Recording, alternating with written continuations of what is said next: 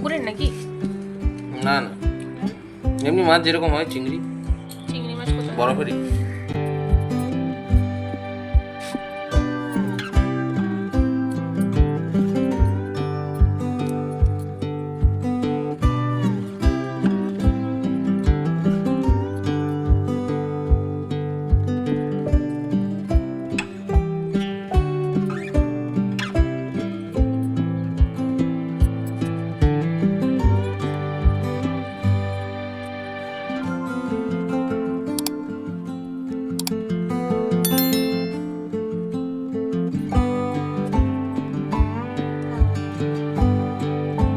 এখানে চিংড়ি মাছের আজকে ভাপা হবে।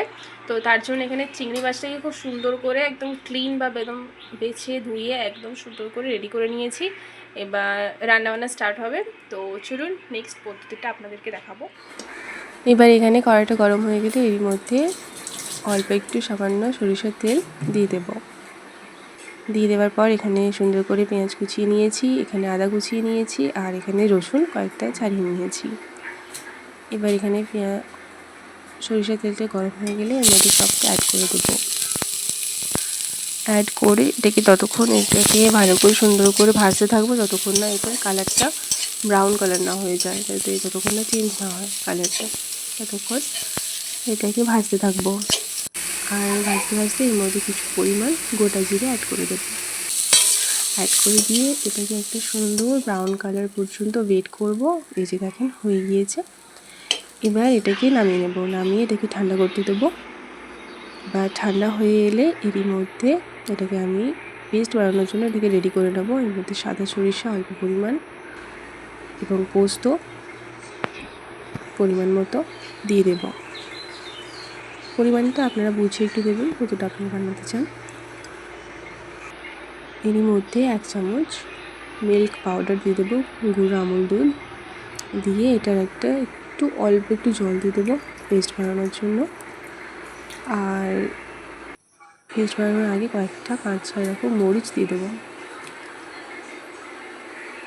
দিয়ে এবার এটাকে সুন্দর করে একটা মিহি পেস্ট বানিয়ে নেব। এই যে দেখেন ঠিক এরকম। এবার এটাকে একটা পাত্রে ঢেলে নেব। ঢেলে নিয়ে এর মধ্যে পরিমাণ মতো লবণ দিয়ে দেব।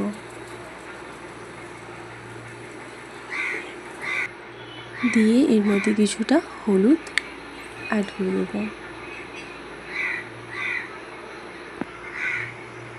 এরপর দিয়ে দেবো কিছুটা ঝাল লঙ্কার গুঁড়ো দিয়ে দেব। দিয়ে এর মধ্যে আবার কিছুটা পরিমাণ সরিষার তেল কাঁচা দিয়ে দেব। দিয়ে এটাকে ভালো করে মাখিয়ে নেব। এই যে মাখিয়ে নেওয়ার পর এর মধ্যে আমি অ্যাড করে দেবো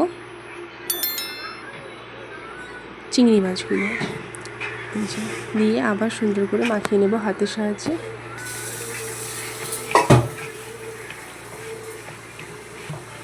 নিজে সুন্দর করে মাখিয়ে নেব।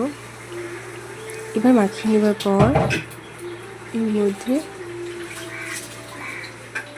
এটাকে একটা সুন্দর একটা টিফিন কারি বা যেটাতে আপনারা ভাপাতে চান সেটাতে আপনারা নিয়ে নেবেন। নিয়ে এর মধ্যে কয়েকটা কাঁচা লঙ্কা এভাবে চিড়ে দেবেন মাঝখান থেকে। দিয়ে তার উপরে এরকম একটু কাঁচা সরিষার তেল দিয়ে দেবেন।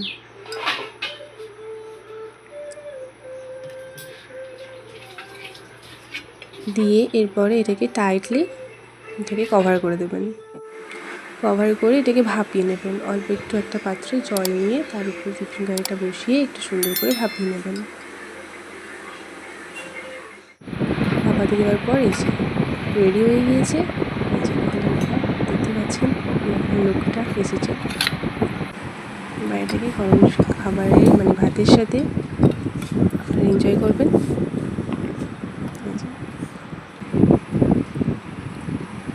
দারুণ হয়েছিল বন্ধুরা, অবশ্যই আপনারা বাড়িতে বানাবেন এবং কেমন হয়েছে এবং জানাবেন ভিডিওতে অবশ্যই কমেন্ট করে।